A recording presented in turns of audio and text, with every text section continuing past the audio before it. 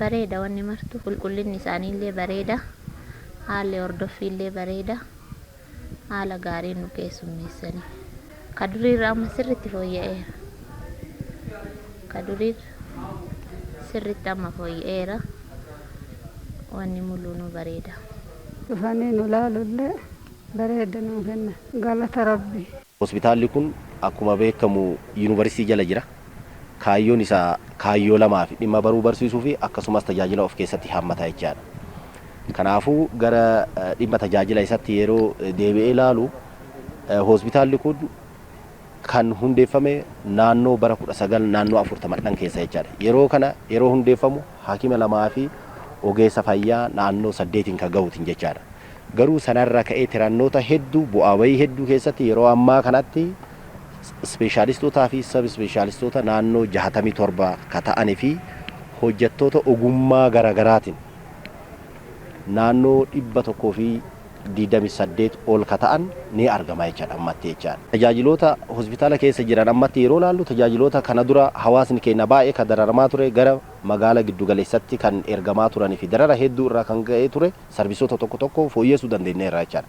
Fakkeenyaaf sarbisoota sanneen keessa yookiin tajaajila sanneen keessa kan akka CT scaanii, kan akka endaaskaappii, kan akka paatoloojii, kan akka onkoloojii, kan akka MRI amma kanutti ka galchine jechaadha. Ji'a tokko booddee tajaajilatti ni seenaa inni jechaadha. Akkasumas yeroo tokko tokko ni dhaabbata, yeroo tokko tokko itti fufiinsa kan qabu tajaajila laaboraatoorii ture. Innis guutumaa guututti sa'aatii 20 tajaajilaa kennaa akka ture sarvisii laaboraatoorii fi diyaagnoostii fi kan akka altiraasaawundii, X-ray kanneen fakkaatan itti fufiinsaan tajaajila kennaa jira jechaadha. Yeroo kana kan dura kooliidara irratti tajaajila kennaa akka ture emerjensii ture. Emerjensii kanas amma bifa gaariitiin manicha riinooveet goonee gara mana gaariitti gara istaandardiitti namoonni kurmaana lamaan kana keessa deddeebi'anii warroota laalaman karoorri kennaa naannoo 84 ture. Sanneen keessaa kurmaanota lamaan kana keessa namoota naannoo 74,642 jechaadha.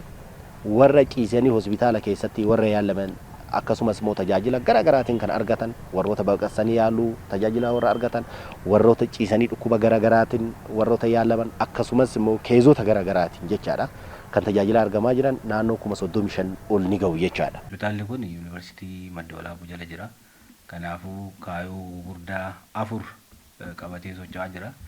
Sanniin keessaa inni dura dhimma baruu barsiisuutiin wal qabatee dhimmi lammaffaan ammoo dhimma tajaajila hawaasaa, sadaffaan ammoo qorannoodha. Kan hospitaala keenya ammoo adda isa godhu inni afraffaan dhimma yaalaati jechaadha. Hospitaalli keenya hospitaala riiferaalaa tajaajila yaaluu garaagaraa gaggeessa. Akkuma siin jedhe hospitaalli kun hospitaala yuunivarsiitiiti. Kanaafuu yeroo baay'ee wantoonni akka kallattiitti nu qabanneetti deemnu irra caalaan hawaasni keenya maal barbaada gara giddugala biyyaa deema. Akka yuunivarsiitii hospitaalaatti maal irratti yoo hojjenne irra gaariidha jechuudhaan kallattiin garasitti deemaa jirra. San keessaa inni guddaa fi inni hangafichi gamoo abbaa darbii 8 ijaarree almost ijaarsi isaa gara parsantii 90 wayiitti kalaa'eera xumuruudha. Kuni uummata keenyaaf waan guddaadha. Wanni kuni darbii abbaa 8ti. Yoo xiqqaate algaa gara 650 waan akkasii of keessaa qabaata. Algaa kanneen keessatti algaa gosoota garaagaraatu jiraata. Hospitaala guddaa ijaartee yoo tajaajilli keessa hin jiraatiin bu'aan qabu waan ta'eef isas wal qabatee humna namaa ga'oomsuu keessatti akkasumas tajaajiloota hin jirre kan biraa gara nafinnee hojii eegalchiisuu keessatti waan guddaa hojjetaa jirra. Sanniin keessaa tokko tajaajila as dura uummanni keenya barbaacha deemaa ture tajaajila CT scaanii fudhatuu dandeenya. Tajaajilli kun yeroo baay'ee hin jiru ture amma garuu hospitaala keenya keessatti gamoo haaraa kana keessatti tajaajila kana kennaa irraa ijaarsa tajaajila CT scaanii kuni waan guddaadha. Namni baay'een waan kana barbaacha asii deemaa jira. Inni biraa yeroo dhiyootti yoo rabbi nu gargaare amma instaaleeshinii irra ka jirru ammoo maashina guddaa gara miiliyoona 1,109 kan itti ba'e maashina MRI jedhamu galchinee isas gara tajaajilaatti galchuutti jirra.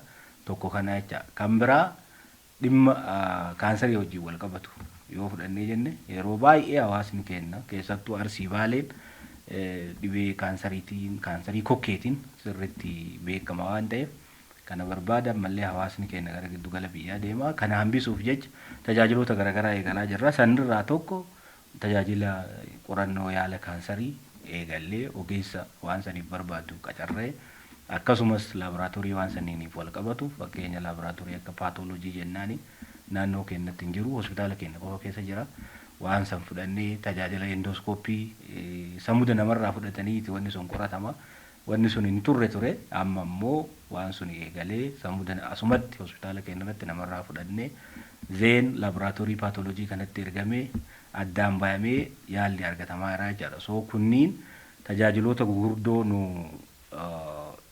ummanni keenya gara giddugala biyyaatti ittiin deemu hin hambisa jennee qabanne keessaa jechaadha.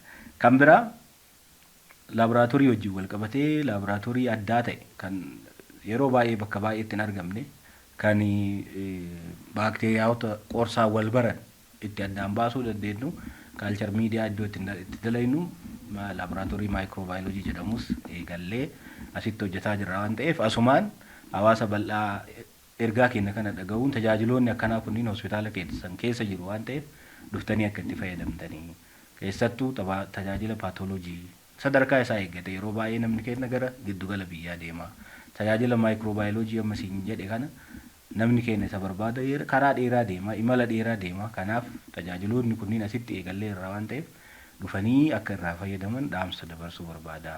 Inni biraa fi inni ijoon ammoo akkuma reefuu siin jedhe gamoo hagana qaban ijaartee yoo namni nama baratee keessa hin jiraatin ammoo bu'aan qabu.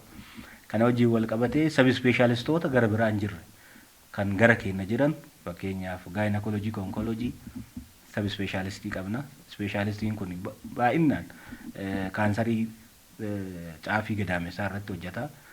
Nama kana leenjisnee ogeessa baay'ee guddaadha. Ogeessa namni sirriitti barbaadu bakka kanatti hospitaala kana keessatti tajaajila kana kennaa jira.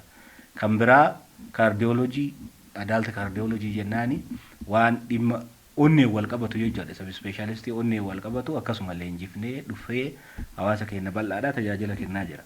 Akkuma reefuu siin jedhe immoo dhibeen kokkee kaansarii kokkee jennuun kun osofaajiyaal si'een kun immoo baay'eedha arsii baaletti siin jedheera. Sanaaf ammoo ammallee ogeessa barbaada waan ta'eef ogeessa tokko ammallee sabi ispeeshaalistii leenjifnee gaastirooenteroloojistii jedhama.